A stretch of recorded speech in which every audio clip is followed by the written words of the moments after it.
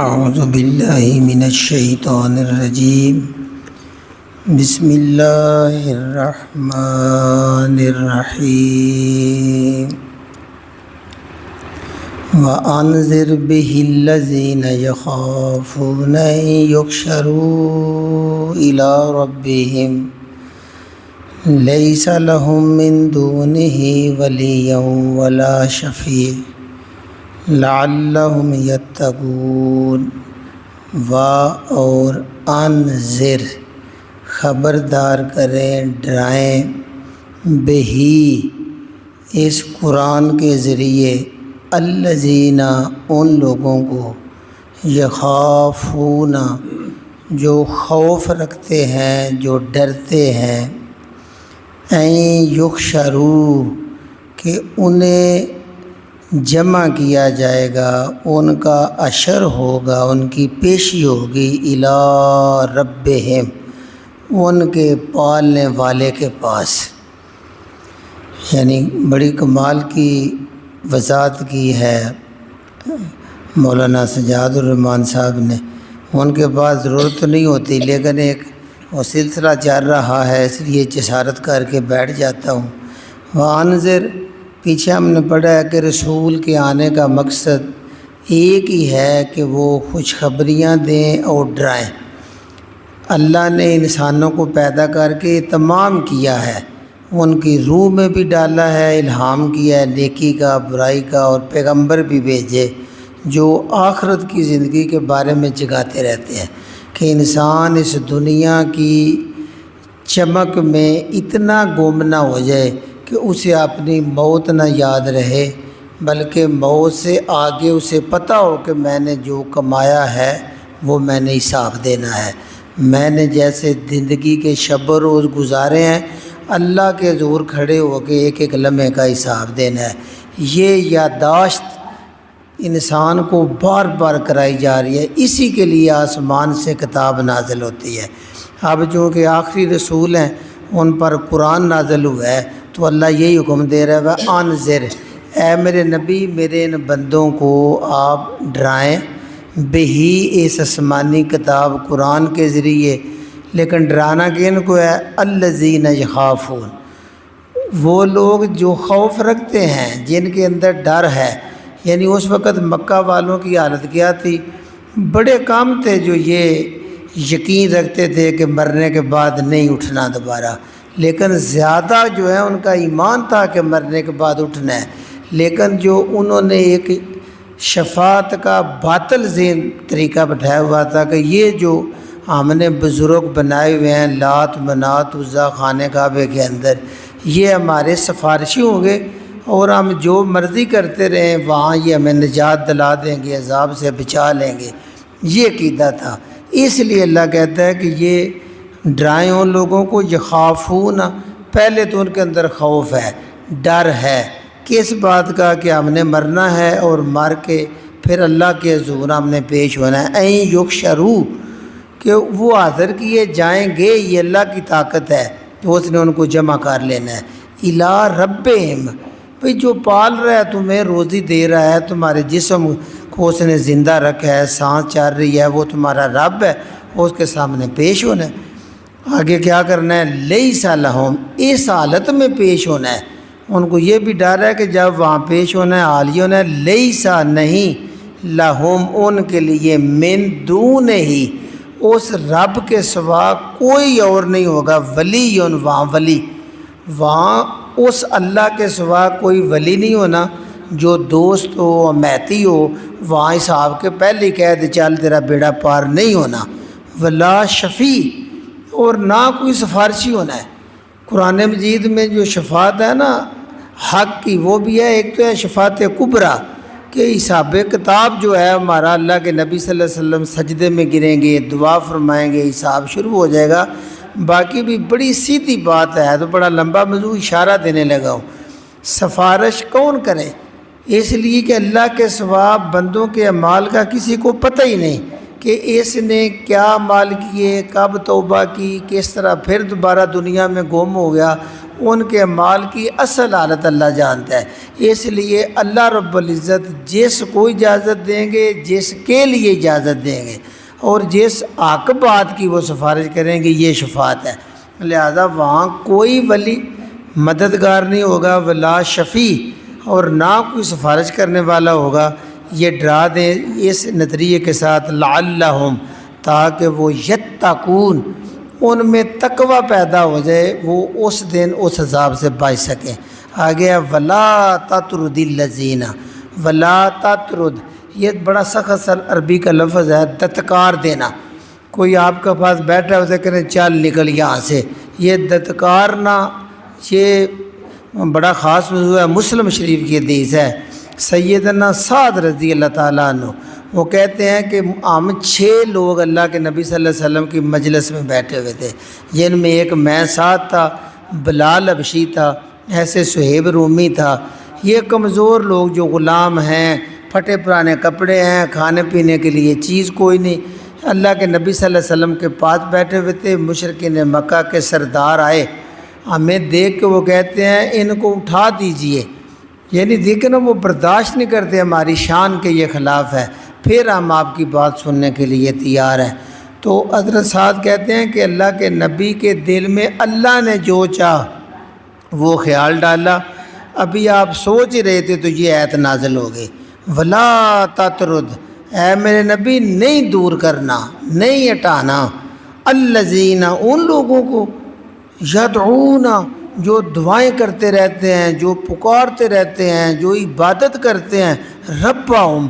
اپنے رب کی دعائیں کرتے ہیں، ہر وقت وہ رب سے کو پکارتے ہیں، دعائیں کرتے ہیں، بالغداتی، صبح کے وقت، غدا و صبح، والعشی، اور عشاء رات کو کہتے ہیں، رات دن وہ اپنے رب کو پکارتے ہیں۔ پکارنے کا مطلب عبادت کرتے ہیں، دعائیں کرتے ہیں۔ اور اس عبادت کا مقصد کیا ہے؟ زیادہ انسان ہے نا وہ مسجد میں آئیں بھی تو یا اللہ اب جو ہے نا میرا بیٹا یورپ پہنچ جائے، یا اللہ کاروبار میں برکت ڈال دے، ان کی ارادہ یہ ہوتا ہے دنیا سنور جائے۔ حالانکہ یہ جو صحابہ کی شان بیان ہو رہی ہے نا، اللہ کہتے ہیں وہ جو پکارتے ہیں اپنے رب کو، ایک ہی ہے، یریدون، وہ ارادہ رکھتے ہیں، ان کی یہ چاہت ہے، ایک ہی چاہت، کیا؟ وجہہ، اس اللہ کا چہرہ، اس اللہ کا دیدار، اس اللہ کی رضا۔ ایک ہی ارادے کے ساتھ اپنے رب کو پکارتے ہیں کہ ہمیں اپنے اللہ کا دیدار ہو جائے، ہمارا اللہ ہم سے راضی ہو جائے، اس لیے وہ پکارتے ہیں۔ اتنے عظیم لوگ صحابہ، تو ان کو دور نہیں ہٹانا۔ ما علیکا، ما نہیں علیکا، آپ کے اوپر کوئی ذمہ داری، من حسابہم، ان مشرکین مکہ کا جو حساب میں نے لینا ہے نا، اس کی ذمہ داری آپ پر نہیں ہے، من شیئن، کسی چیز کی بھی۔ آپ نے پیغام پہنچا دیا ہے، اب وہ اگر نہیں بات سنتے نہ سنیں، ان کو یہ کوئی حق نہیں کہ میرے عبادت کرنے والوں کو کہ ان کو اٹھا دے، ان کی کیا شان ہے، کیا مقام ہے۔ ایک مسلم شریف کی حدیث ہے، اللہ کے نبی صلی اللہ علیہ وسلم فرماتے ہیں کچھ لوگ ایسے ہیں غریب، ان کے بال بھی غبار آلود ہیں، جب کسی دروازے پہ جاتے ہیں وہ ددکار دیے جاتے ہیں، لیکن اگر وہ رب پر بھروسہ کھا کے قسم کھا دیں تو رب ان کی قسم کو بھی پورا کر دیتے ہیں۔ اللہ کیا ان کا یہ مقام ہے، یعنی تو یہ اس لیے اللہ کہہ رہا ہے وہ جو سردار ہے موٹی گردنوں والے، ما علیکا، آپ کے اوپر کوئی نہیں ہے، من حسابہم، ان کا حساب، من شیئن، کسی چیز کا کہ آپ ان کی بات مانیں، کوئی حساب نہیں، وما من حسابکا، اور نہیں ہے تیرے حساب میں سے، علیہم، ان پر، من شیئن، کوئی جواب دے، کسی چیز کا تیرے حساب کا ان پر کوئی جواب دے نہیں۔ یعنی اگر آپ نے اٹھا دیا، آگے وارنے گئے، فتطردہم، فا پس تطرد وہی اوپر والا لفظ ہے، اگر آپ نے ددکار دیا، اٹھا دیا، ہٹا دیا، ہم، ان صحابہ کو، اگر آپ نے ان کے کہنے پہ ان کو دور کر دیا، فتکونا، پس تو ہو جائے گا، پس آپ ہو جائیں گے، من الظالمین، ظالموں میں سے ہو جائیں گے، زیادتی کرنے والوں میں سے ہو جائیں گے۔ مجھے پکارنے والوں کو اپنے سے دور کر دیں تو آپ زیادتی کرنے والوں میں سے ہو جائیں گے۔ آگے اللہ نے اشارہ دیا، یہ کیوں میں نے ان کو غریب رکھا، کیوں ان کو سرداری دی، وَكَذَلِكَ اسی طرح فتنہ، یہ فتنہ جو ہوتا ہے نا یہ آزمائش کے لیے ہے، فتنہ ہم نے آزمائش کی ہے، آزمائش کے لیے، بعضہم ان کے بعض کو ببعض، بعض کے ذریعے ہم نے بعض کو بعض کے ذریعے آزمایا ہے۔ یہ ساری امارت دولت اللہ کی دین ہوتی ہے، اللہ آزماتا ہے دولت دے کے میرا شکر کتنا ادا کرتے ہیں، اور غربت دے کے بھی کہ یہ صبر کتنا کرتے ہیں۔ اللہ کہتے ہیں میں نے اس لیے یہ اوپر نیچے ان کی دولت رکھی ہے، لیقولوا کہ یہ موٹے سردار جو ہیں یہ کہیں اہؤلاء یہ ہیں وہ لوگ، ان غریبوں کی طرف اشارہ کر کے یہ کہیں یہ وہ لوگ ہیں من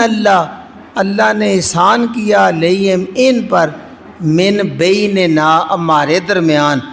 ہمارے سب کے درمیان میں سے ان پر اللہ نے احسان کیا ہے۔ یہ وہ طنز کرتے تھے کیونکہ ان کا دعویٰ تھا، قرآن میں آتا ہے کہ اگر اللہ نے نبی بھی بنانا تھا تو مکہ اور طیف کے بڑے بڑے شہر ہیں، ان میں کوئی بڑا آدمی نبی بنتا جس کے پاس گاڑیاں ہیں، باغ ہیں،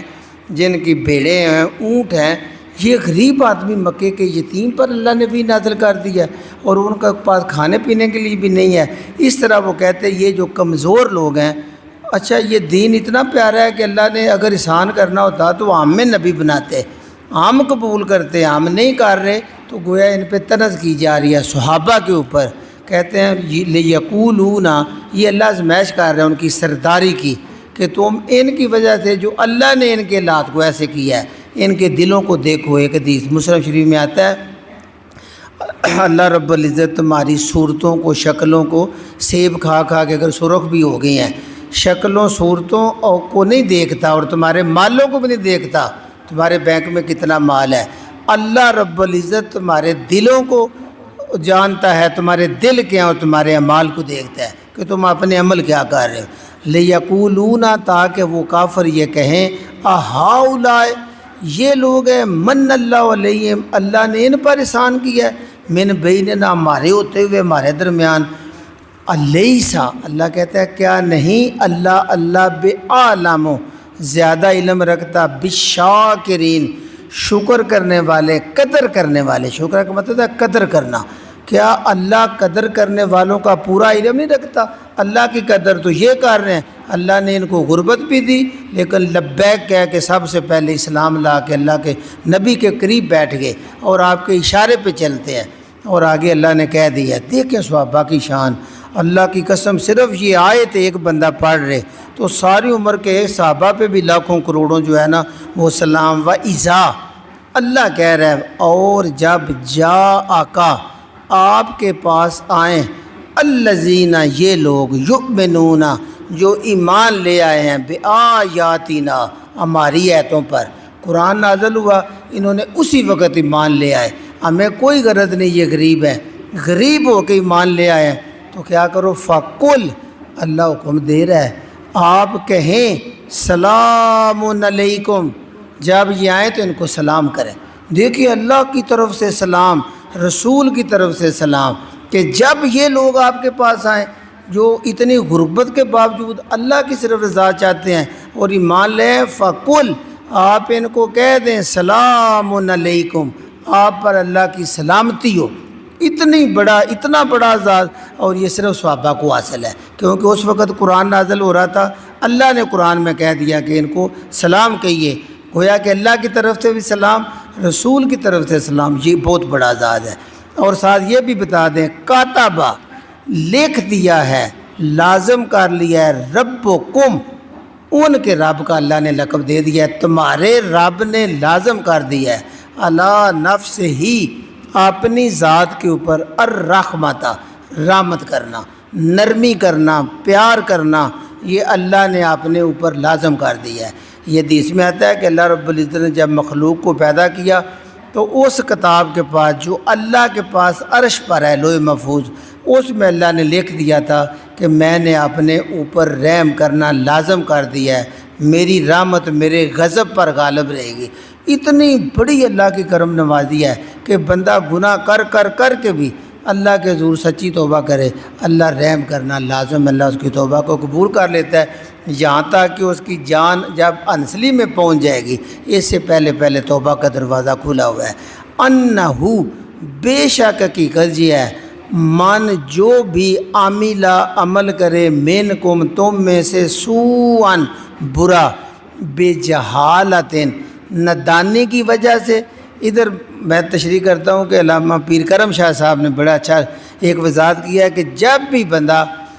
اللہ کے حکم کو بھول جاتا ہے، جذبات کی رو میں بہہ کے غلطی کرتا ہے، اس وقت وہ جاہل ہی ہوتا ہے، اس کی عقل پر پردہ پڑا ہوتا ہے، ورنہ کبھی بھی وہ اللہ کی نافرمانی نہ کرے۔ جہالت سے اگر تم سے برائی ہو جاتی ہے، ثم تاب، پھر وہ توبہ کر لے، من بعد ہی، اس کے بعد اللہ کی طرف توبہ کرے، وَأَصْلَحَ، اور اپنی اصلاح کر لے، اپنے آپ کو سنوار دے، بار بار نہ وہ گناہ کرے، فَأَنَّهُ، تو سن لو بے شک وہ اللہ غفور الرحیم، وہ بڑا بخشنے والا، بڑا رحم کرنے والا ہے۔ اب آخری آیت ہے، وَكَذَلِكَ، اسی طرح نفصل،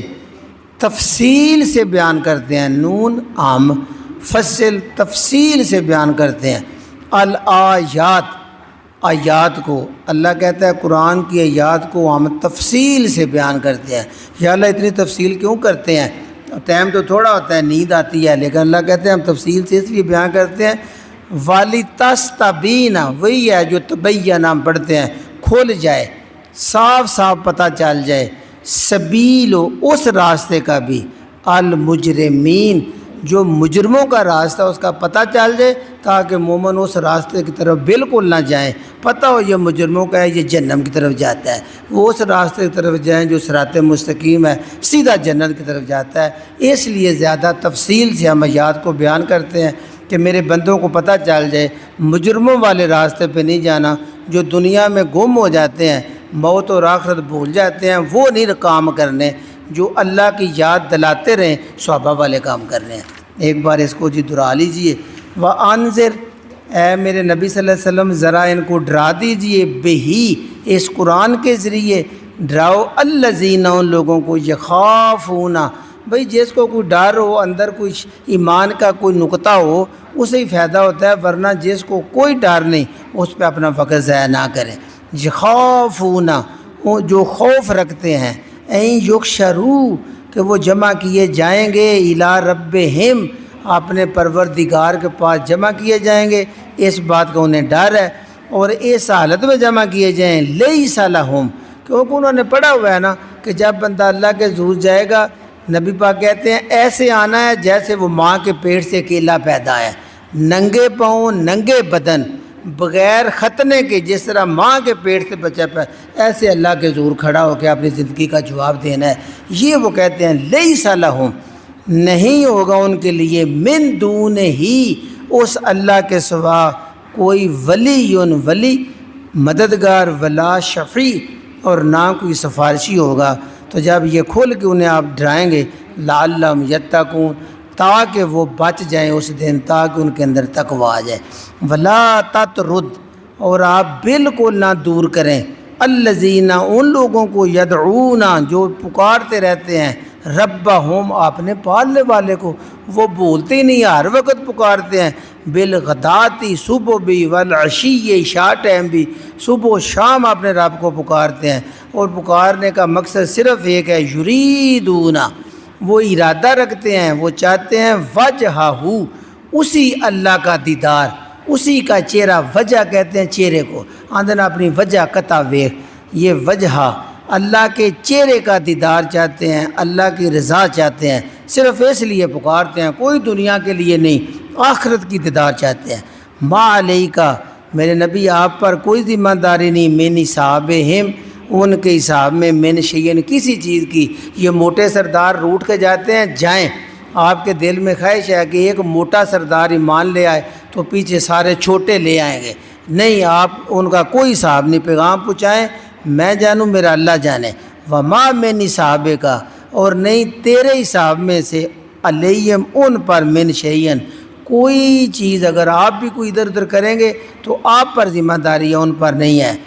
فتطردہم، پس اگر آپ نے ان کو دور کر دیا فتکون من الظالمین تو آپ ظالموں میں سے ہو جائیں گے، زیادتی کرنے والوں میں سے ہو جائیں گے۔ وَكَذَلِكَ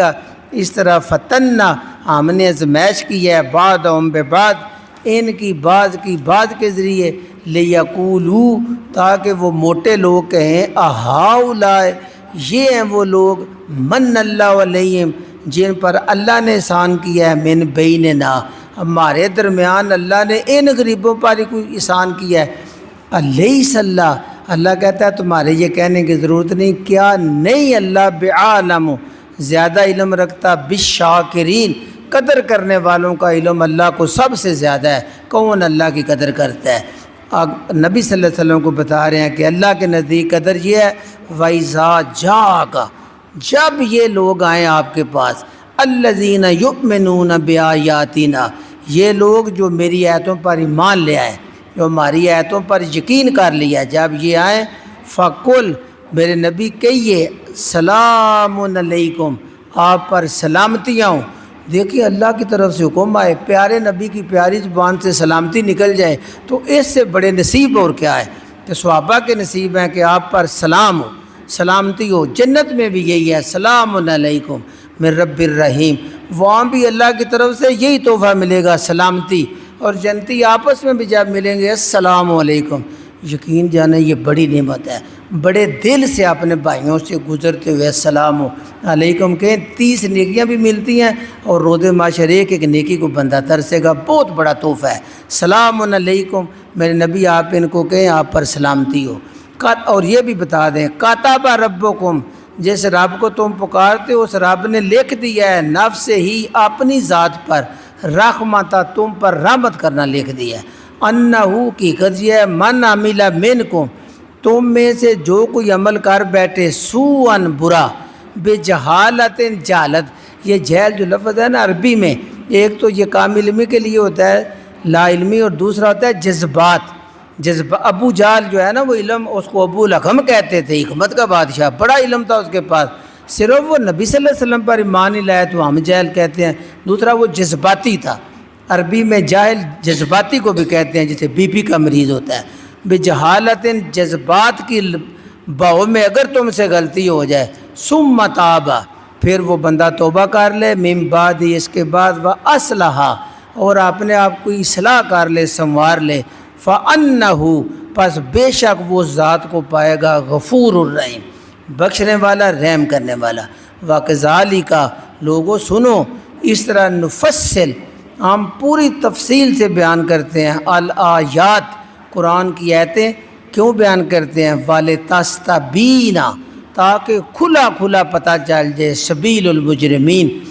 مجرموں کے راستے کا بھی صحیح طرح کھلا پتہ چل جائے۔ سبحان ربک رب العزت عما یصفون وسلام علی المرسلین والحمد للہ رب العالمین۔ یاد صاحب یہ بند کر دیں۔